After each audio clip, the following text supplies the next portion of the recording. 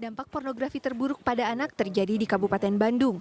Pada tanggal 24 November lalu, kepolisian menemukan mayat anak perempuan berusia 10 tahun di dalam karung dengan kondisi yang mengenaskan. Dari hasil pemeriksaan, kasus yang terjadi di Kampung Cipadaulun, Desa Tegalwangi, Kecamatan Pacet, Kabupaten Bandung itu dimulai dari tindakan pemerkosaan yang berlanjut pada tindakan pembunuhan. Lebih kejamnya lagi, terungkap bahwa pelakunya adalah pelajar kelas 3 SMA berusia 17 tahun yang juga merupakan tetangga korban.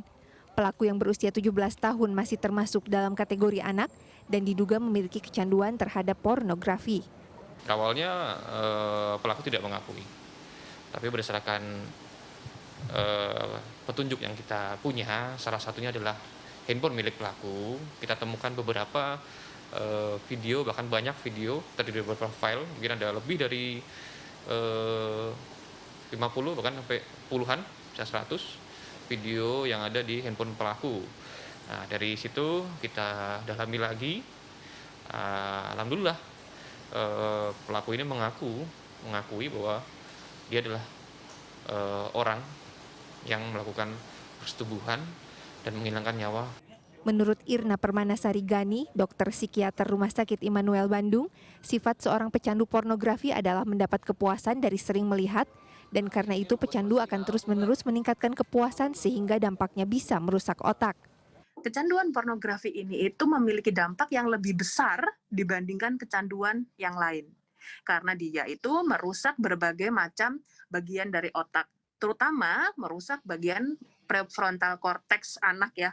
Itu bagian seseorang itu berpikir kritis, bisa membedakan mana yang baik dan benar, bagaimana harus berperilaku, bagaimana memahami konsep diri. Nah, itu yang paling bahaya.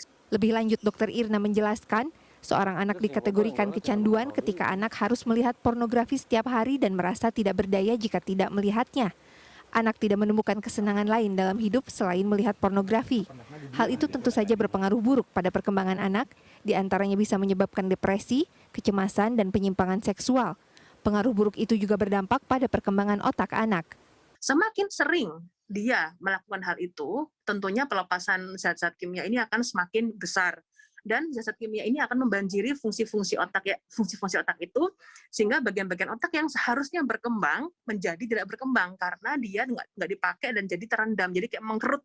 Indikasi seorang anak mulai kecanduan pornografi bisa dilihat dari perubahan sikap dalam lingkungan pergaulan, di antaranya tampak gugup dalam berkomunikasi, menghindari pergaulan, terlalu sibuk dengan gadget, dan meninggalkan kebiasaan-kebiasaan baik yang sebelumnya suka dia lakukan. Sementara di lingkungan sekolah, anak memiliki konsentrasi yang buruk, malas belajar, dan prestasi menurun.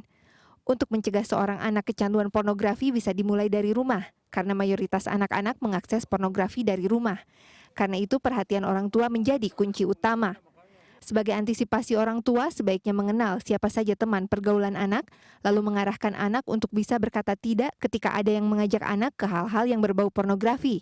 Kemudian membuat kesepakatan bersama mengenai penggunaan gadget dan aksesnya harus diatur.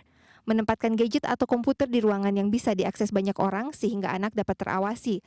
Lalu terakhir, memberikan pengetahuan mengenai pendidikan seksual sesuai dengan usia perkembangan anak. Tim Liputan CNN Indonesia.